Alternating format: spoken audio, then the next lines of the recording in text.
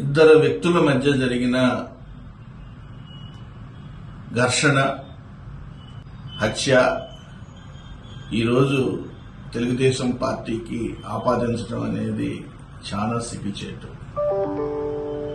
శవాల పునాదుల మీద ఏర్పాటు అయిన పార్టీ వైఎస్ఆర్ పార్టీ. ఒకసారి గుర్తు తెచ్చుకోవాల్సిన విషయం. నీకు 2019 నుండి 24 వరకు ఒక్కసారి నువ్వు ఆలోచించాలి. ఎంతమంది ఎస్సీలని, ఎంతమంది బీసీలని, ఎంతమంది మైనారిటీని ఆంధ్రప్రదేశ్ లో పట్టున పెట్టుకున్నారో మీరు ఒక్కసారి ఆలోచించుకోవాల్సిన పరిస్థితి. ఏం మొహం పెట్టుకొని ఈరోజు అమిత్ షా గారికి, మోడీ గారికి లెటర్లు రాస్తావు. శాంతి భద్రతల్లో తెలుగుదేశం పార్టీ, తెలుగుదేశం ప్రభుత్వం, కూటమి ప్రభుత్వం శాంతి భద్రతల్ని ఎలా కాపాడాలో దక్షత కలిగిన చంద్రబాబు నాయుడు గారికి తెలుసు.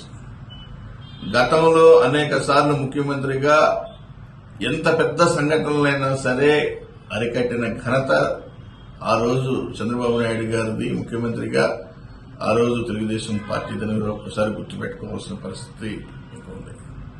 ఈరోజు హత్య రాజకీయాలకి care of address YSR party.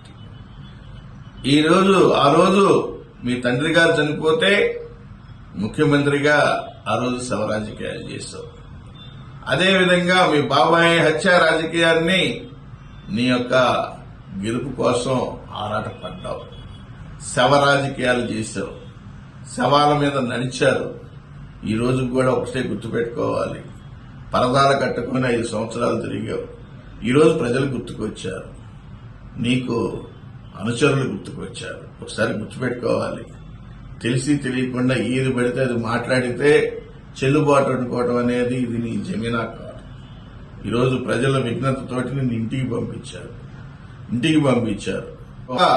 ఎక్కువగా మాట్లాడి ప్రజల మధ్య నవ్వుల పాలు కావద్దనేది హెచ్చరిస్తున్నాను. ఈ సంఘటన మీద వినకుండా మీరు వచ్చి శవరాజకీయాలు చేస్తున్నందుకు, పార్టీ మీద బురద చల్లడానికి ప్రయత్నించినందుని పూర్తి స్థాయిలో ఖండిస్తున్నారు.